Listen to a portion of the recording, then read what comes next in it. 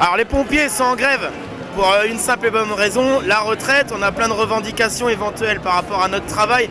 Pour autant, la prime de feu, donc notre métier n'est pas reconnu comme métier à risque, donc on demande une réévaluation de la prime de feu et que ça compte pour la retraite.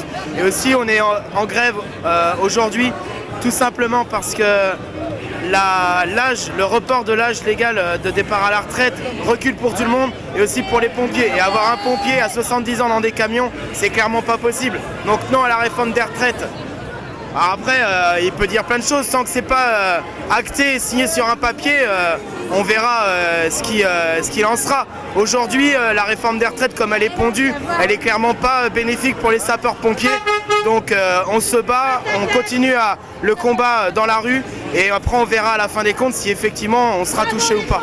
Nous, dans l'idée, c'est de se battre pour aller à l'encontre de cette réforme néfaste pour toutes les professions, mais notamment celle des sapeurs-pompiers.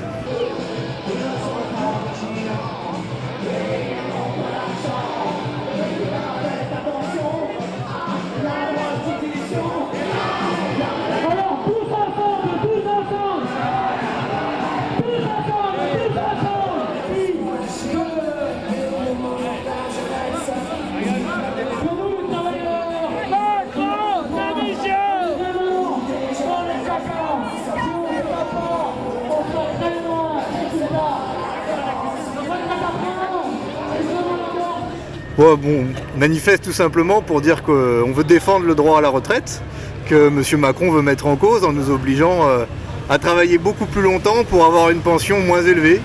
Travailler plus pour gagner moins, nous c'est pas de ça dont on veut. Au contraire, on pense qu'on peut travailler moins, travailler tous, partager les richesses et permettre comme ça aux gens d'avoir des retraites dignes. Donc voilà, la retraite par points qui est proposée par Macron, ça veut simplement dire aux gens, travaillez sans fin, parce que vous n'aurez jamais assez de points pour pouvoir partir avec une retraite décente.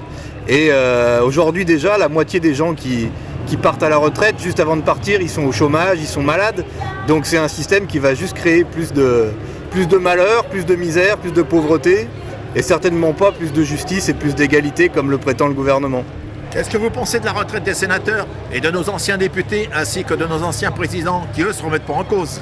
C'est clair qu'on a un gouvernement qui vise les régimes spéciaux de certaines catégories, les cheminots par exemple, pour les montrer du doigt, mais quand il s'agit des privilèges d'un certain nombre de personnes, anciens élus, là j'ai vu que le ministre de l'Intérieur disait que le régime spécial des policiers devait être préservé, et d'ailleurs sur ce point je lui donne raison, mais avant de s'attaquer aux petits, aux cheminots, aux salariés du privé, aux femmes qui vont perdre beaucoup avec cette retraite, aux enseignants, eh bien, il y a d'abord une question de justice, de partage des richesses qu'il faut mettre en avant, et y compris que ceux qui ont été élus une fois dans leur vie, après, retrouvent le régime commun de tout le monde, et ne profitent pas d'avantages qui sont indus, injustifiés, et qui, évidemment, eux, ne sont pas remis en cause.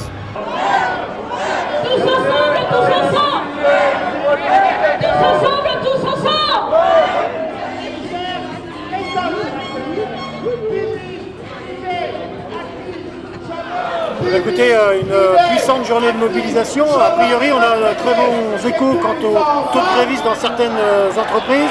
70% de grévistes sur notre département dans l'énergie, 80% chez Yoplait, 45% dans les finances publiques, 66% chez les cheminots au plan national. Donc une forte mobilisation qui se traduit aussi par une manifestation puissante. On n'a pas encore de chiffres précis à annoncer, mais on voit bien que la rue est remplie et noire de monde, et ça démontre bien que les salariés, les retraités, la jeunesse sont déterminés à mettre en échec le projet de réforme des retraites voulu par Macron.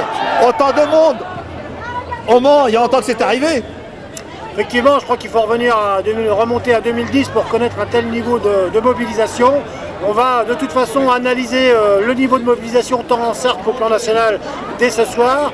On organisera dès demain nos syndicats des assemblées générales dans les entreprises, dans les services pour examiner les conditions de la poursuite du mouvement. On a une intersyndicale départementale qui se réunit dès demain soir et un autre rassemblement qui est prévu dès samedi. Donc la mobilisation va se poursuivre. La balle est dans le camp du gouvernement, qu'il retire son projet de régression, son projet de réforme des retraites par points, qui est un projet de régression sociale, et la mobilisation s'arrêtera à ce moment-là. Pour la retraite, avoir plus de moyens et plus de salaire dans les EHPAD, toujours en activité? Oui, c'est dans 5 ans normalement la retraite. Normalement, un bémol. Avoir commencé à 16 ans, je crois que je la mérite avant.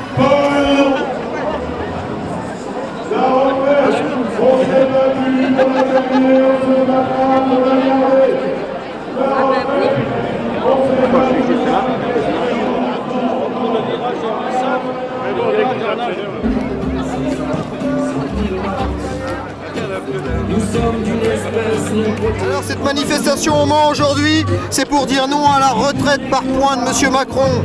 Et c'est pour lui dire que la pénibilité dans l'hospitalière, c'est une réalité. Travailler jusqu'à 64 ans pour une infirmière ou pour une aide-soignante, c'est pas possible, c'est impossible. Et on est là pour dire à M. Macron qu'on a besoin d'argent pour continuer à pouvoir faire tenir le service public de santé, important pour tous les Français. Voilà pourquoi on est là. Et parce qu'on est fatigué et épuisé. Voilà pourquoi on est là. Non à la retraite par points, du pognon pour la santé. Voilà pourquoi on est là. Public, privé, actif, chômeurs et retraités, c'est tout, c'est l'éducation, c'est tout, c'est